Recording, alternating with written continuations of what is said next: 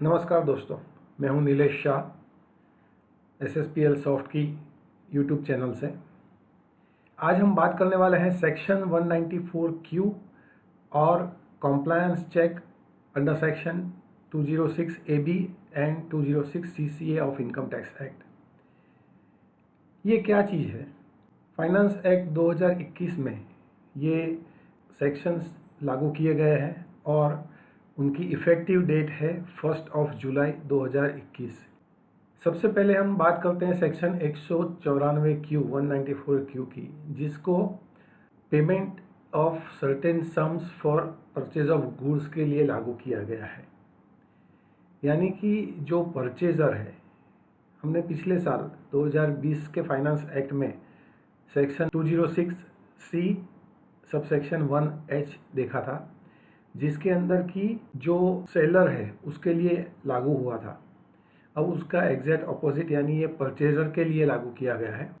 हम डिटेल में देखें तो किसके ऊपर ये लागू होगा, तो ये लागू होगा बायर, जिसके टोटल सेल्स, ग्रॉस रिसिप्ट और टर्नओवर उसमें से कुछ भी वो 10 करोड़ से ज़्यादा होता है तो ये उसको लागू होगा। अब किसका TDS करना है? तो रेसिडेंट सेलर जिसने उनको सेल किया है, वो रेसिडेंट सेलर, और जो परचेज ऑफ गुड्स है उसकी वैल्यू वो 50 लाख से ज़्यादा है तो उसके ऊपर ये लागू हो। और कितने परसेंटेज पे डिडक्ट करना है? तो 0.1% के हिसाब से ये TDS डिडक्ट करना है। मगर सेक्शन 206AA के अंतर्गत अगर पैन नहीं दिया गया है तो उसके ऊपर आपको 5% के हिसाब से TDS करना होगा।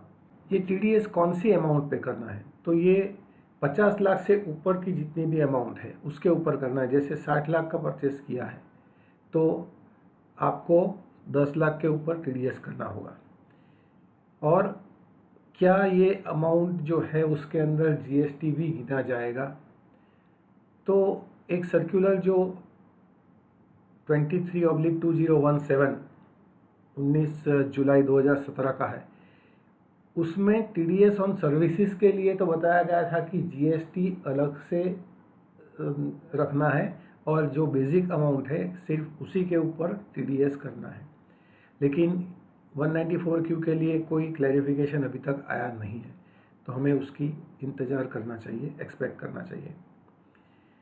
ये कब से लागू होगा? तो 1/7/2021 से। और कब ये डिडक्ट करना है, exactly the time of the deduction. तो डिडक्शन टाइम जो है वो time of credit to the account of the seller और at the time of the payment, whichever is earlier, जो भी पहले होता है उसके हिसाब से ये डिडक्शन करना होगा। इसमें exception if the tax is deductible under any other section या tax is collectible under any other section except सिवाय कि 206(1)H, तो ये लागू नहीं होगा, अदरवाइज ये लागू होगा। एडवांस पेमेंट के ऊपर क्या ये TDS काटने की जिम्मेदारी आती है? हाँ, बिल्कुल आती है। जब भी आप एडवांस पेमेंट करते हैं तो डेफिनेटली उसके ऊपर आपको TDS करने की जिम्मेदारी आएगी। वैल्यू ऑफ गुड्स इंक्लूडिंग और एक्सक्लूडिंग GST, मैंने पहले भी बताया कि एक सर्कुलर जो 2017 में आया था उसके हिसाब से TDS ऑन सर्विसेज के ऊपर GST इंक्लूड करने के लिए नहीं कहा गया है। GST को बाहर रखना है, बेसिक अमाउंट पे ही TDS करना है। लेकिन पिछले साल जो 206C सबसेक्शन 1H आया है उसके अंतर्गत TCS के लिए ऐसा बताया गया है कि GST के साथ वाली अमाउंट पे आपको TCS करना है, कलेक्शन करना है। तो इसकी वजह से ये एम्बिग्यूटी है और गवर्नमेंट इसका क्लैरिफिकेशन करेगी या करना चाहिए। अब अगर कोई ट्रांजैक्शन ऐसा है कि जिसके अंदर 194Q और 206(1H दोनों ही लागू होते हैं, तो क्या करेंगे? क्या दोनों को TDS और TCS करना होगा? नहीं। तो इसके लिए कैसे चेक करेंगे? तो यहाँ पर ये दिखाया गया है, आप देखो कि परचेजर या बायर जो है उसका टर्नओवर 10 करोड़ से ऊपर हो गया प्रीवियस फाइनेंशियल ईयर का।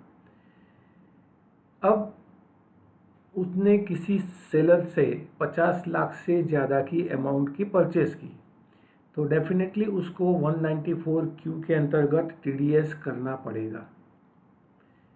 पर अगर उसकी परचेज किसी सेलर से वो साल में 50 लाख से कम है तो फिर उसके ऊपर ना तो टीडीएस करना होगा उसे या ना तो टीसीएस करना होगा। तो ये है बात हुई परचेजर की। अब सेलर की बात कर लेते हैं। सेलर के बारे में, अगर सेलर का टर्नओवर 10 करोड़ से ऊपर हुआ तो उसको टीसीएस की जिम्मेदारी आएगी। तो उसको चेक करना है कि बायर के पास से क्या मैंने 50 लाख से ज़्यादा की खरीदी की है। अगर 50 लाख से ज़्यादा की खरीदी की है तो फिर से चेक करना पड़ेगा कि बायर जिसका टर्नओवर 10 करोड़ से ज़्यादा है या कम है। अगर जब 10 करोड़ से ज़्यादा का टर्नओवर है तो उसको टीसीएस करने की ज़रूरत नहीं है, बायर टीडीएस करेगा अंडर सेक्शन 194Q। मगर अगर बायर का टर्नओवर 10 करोड़ से कम है तो फिर सेलर को उसके ऊपर टीसीएस करने की ज़रूरत पड़ेगी, टैक्स कलेक्ट करना पड़ेगा और बायर को टीडीएस करने की ज़रूरत नहीं रहेगी। पर अगर जो बायर है उसके पास से जो रिसिप्ट है वो 50 लाख से कम आ रही है तो उसको टीडीएस या टीसीएस कुछ भी करने की ज़रूरत नहीं है। तो मित्रों, हमने 194Q के बारे में देखा। अब 206AA के अंदर भी एक चेंज किया गया है जो कि परमानेंट अकाउंट नंबर देने के लिए बता रहा है। अगर परमानेंट अकाउंट नंबर नहीं दिया गया है 194Q के अंतर्गत तो उसका रेट ऑफ टीडीएस 5% रहेगा, नहीं कि 0.1%। तो 5 नंबर अगर नहीं दे रहा है तो आपको टीडीएस जो है वो 5% के हिसाब से करना हो। अब देखते हैं, ये स्पेशल प्रोविज़न है for deduction of tax at source for non filers, जो रिटर्न फाइल नहीं करते उनके लिए ये प्रावधान है। 206AB जो है वो टीडीएस के लिए है और 206CCA है वो टीसीएस के लिए है। तो 206AB में क्या क्या प्रोविज़न किया गया है वो हम समझने की कोशिश करते हैं। ये कौन कौन से डिडक्शंस के ऊपर लागू होगा। तो ये सैलरी या फिर 194B 194BB वगैरह जो सेक्शंस है उसके ऊपर ये लागू नहीं होगा। उसके अलावा सभी टैक्स डिडक्शन एट सोर्स के प्रावधान है वो सभी पर 206AB लागू होगा। अब क्या रेट से लागू होगा, तो उसमें ये बताया गया है कि deduction at higher rate. Higher rate of क्या, किस चीज़ के, किस के हायर रेट। तो एक तो at twice the rate specified in the relevant provision, जो भी प्रोविज़न है उसके अंदर जो रेट बताया गया है उससे दोगुना, यानी 194C के तहत आप डिडक्शन करना चाहते हैं तो उसके अंदर प्रोविज़न है 2% का, तो आपको 4% डिडक्शन करना पड़ेगा। या फिर at the twice the rate और रेट्स इन फोर्स। अब ये रेट इन फोर्स क्या है, 194C के अंतर्गत अगर आप कोई नॉन इंडिविजुअल या HUF का टीडीएस करते हैं तो 2% से करना है, वो एक सेक्शन में लिखा गया है। लेकिन पिछले साल कोरोना की वजह से जब राहत दी गई थी तो सभी डिडक्शंस में 25% की छूट दी गई थी, यानी कि 194C के अंतर्गत भी डिडक्शन 1.5% से करना था। तो ये जो 1.5% रेट पिछले साल था वो 1.5% रेट इन फोर्स कहलाया जाता है। तो ट्वाइस द रेट स्पेसिफाइड या twice the rate in force या एट द रेट ऑफ 5%। तो अब आप देखिए कि अगर किसी कंपनी का टीडीएस करना है और ये स्पेसिफाइड पर्सन हो जाता है तो उसका 194C में आपको डिडक्शन 5% से करना है, क्योंकि नॉर्मल रेट जो है वो 2% है, यानी उसका दोगुना 4% हुआ। रेट इन फोर्स भी अभी तो 2% है तो वो भी 4% हुआ। लेकिन थर्ड जो प्रोविज़न दिया गया है वो 5% का है, यानी इस तीनों में से हायर, तो 4 और 5 में से हायर 5 है तो 5% से डिडक्शन करना होगा। तो अभी ये स्पेसिफाइड पर्सन कौन है, ये स्पेसिफाइड पर्सन की डेफिनेशन जो दी गई है उसके मुताबिक specified person means a person who has not filed the returns of income for both of the previous assessment years.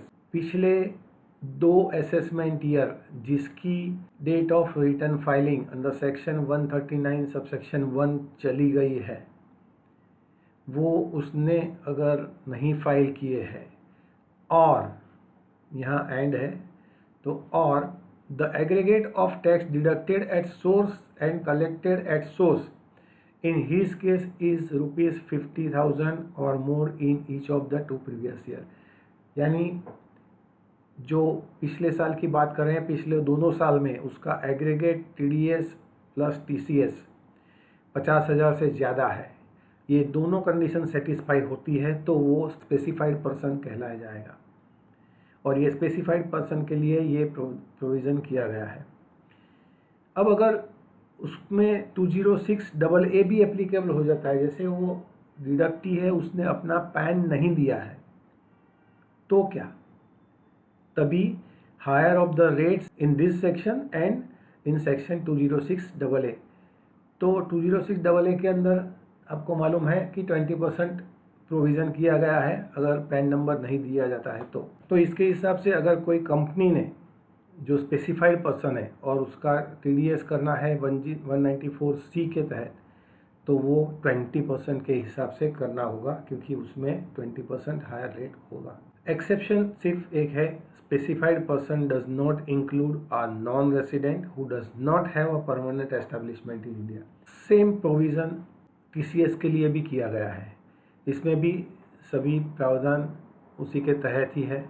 TCS जो करना होगा वो हायर ऑफ द टू, यानी at twice the rate specified in the relevant provision और at the rate of 5%, ये दोनों में से जो भी ज़्यादा होगा इसके हिसाब से TCS करना होगा। अब यहाँ पर स्पेसिफाइड पर्सन बता दिया गया है कि वो स्पेसिफाइड पर्सन होगा जिसका कि पिछले 2 साल का रिटर्न नहीं भरा गया है, या फिर पिछले 2 साल में उसका एग्रीगेट TDS TCS 50,000 से ज़्यादा है। तो अब ये जानेंगे कैसे? तो ये जानने के लिए जो इम्पोर्टेंट प्रोविज़न किया गया है वो ये है कि एक सर्कुलर अभी निकला था 21 जून को, जिसके तहत एक नई functionality compliance check for sections 206AB and 206CCA चालू की गई है।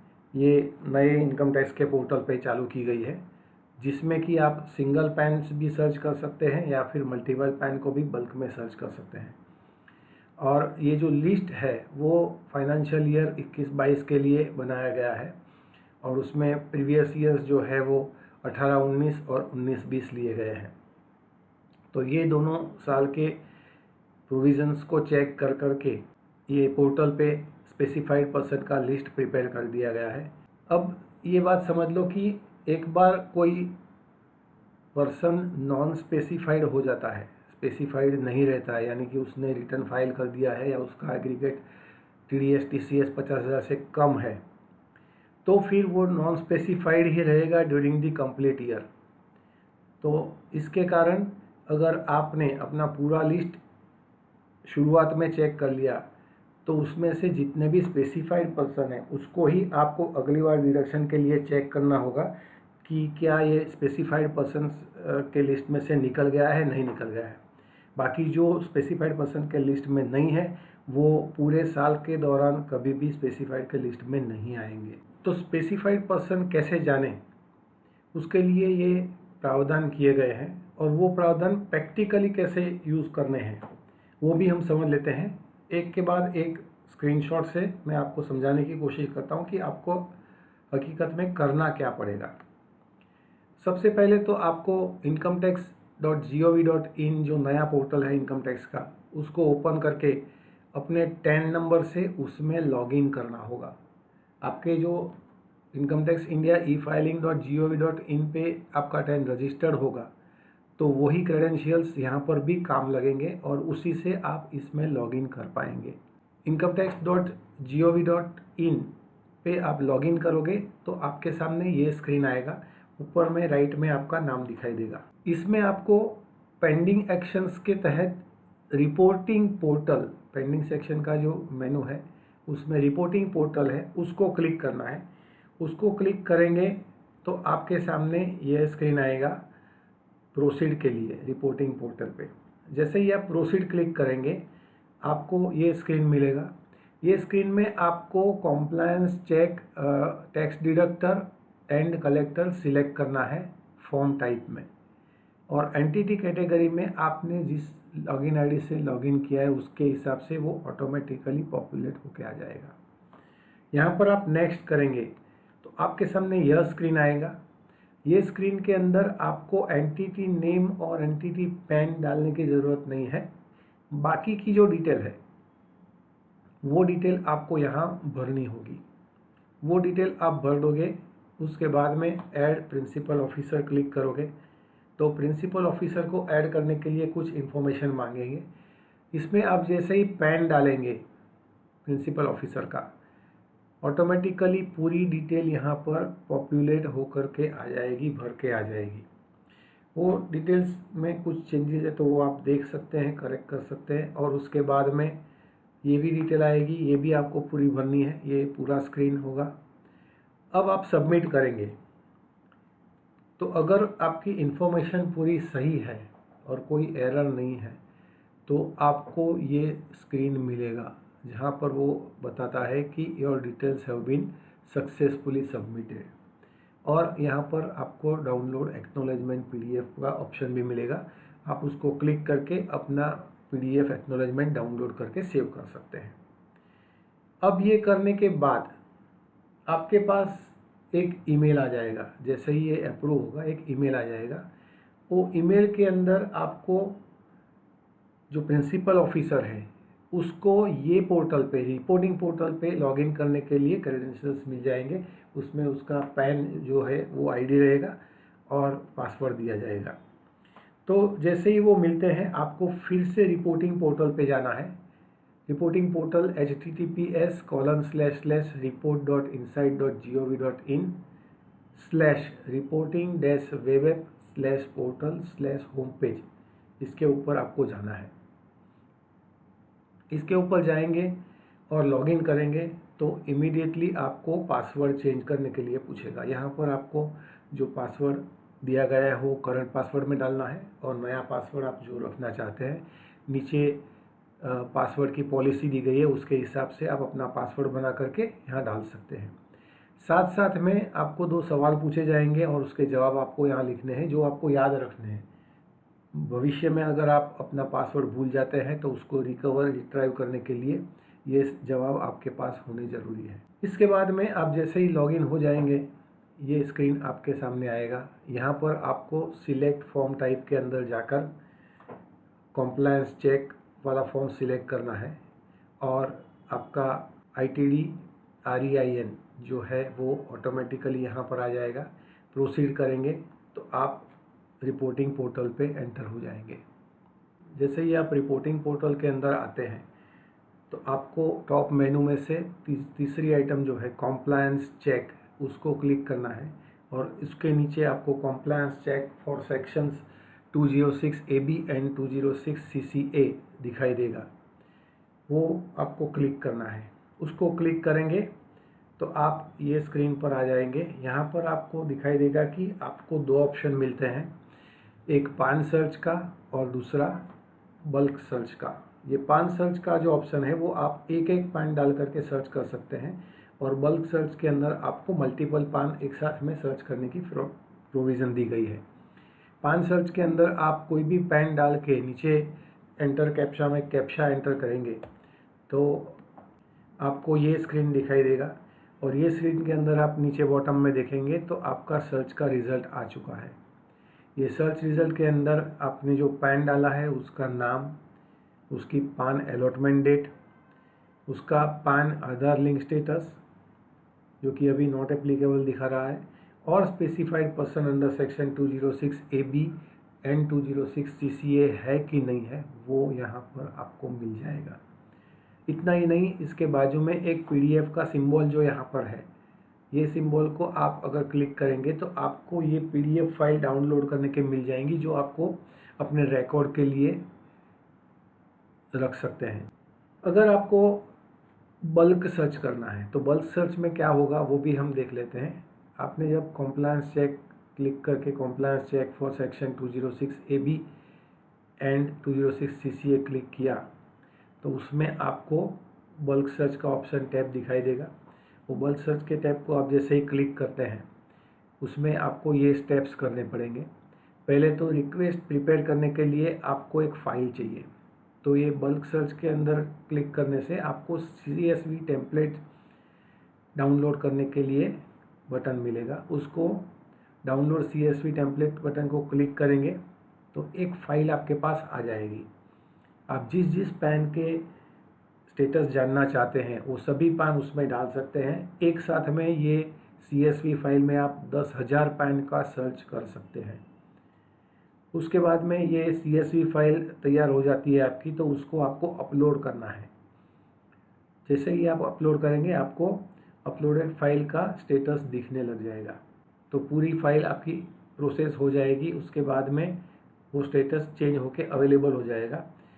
अवेलेबल होने के बाद आप वो आउटपुट CSV फाइल जो है पूरी उसको डाउनलोड कर सकते हैं और उसको डाउनलोड करके सेव कर सकते हैं।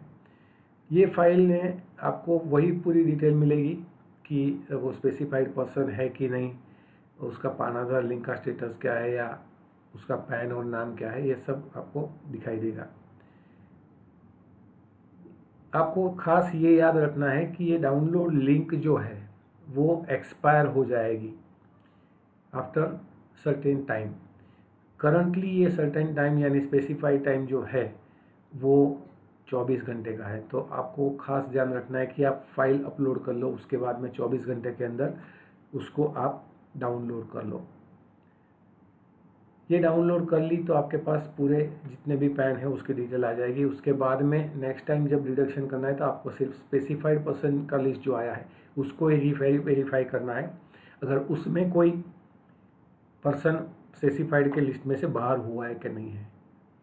तो इस तरह से ये काम गवर्नमेंट ने बहुत आसान कर दिया है कॉम्प्लायंस का डिडक्टर्स के लिए और कलेक्टर्स। ये जो मैंने आपको प्रोसेस बताई 206 AB और 206 CCA कॉम्प्लायंस के लिए, वो प्रोसीजर मैन्युअल प्रोसीजर थी।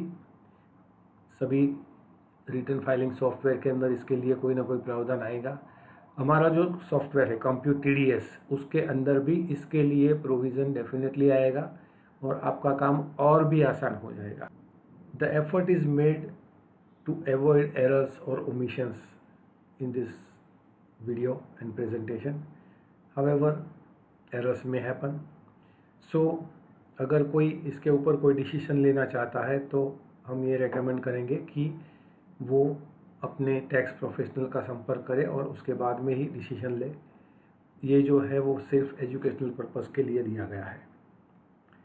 Thank you very much. अगर आपको हमारा वीडियो अच्छा लगा हो तो प्लीज़ प्लीज़ प्लीज़ लाइक कीजिए और हमारे आगे आने वाले वीडियो की जानकारी के लिए आप हमारी चैनल को सब्सक्राइब करें, जिससे कि आपको हमारे आगे आने वाले वीडियोस की इन्फॉर्मेशन आपको मिलती रहेगी। Thank you very much once again. Thank you very much for liking and subscribing our channel.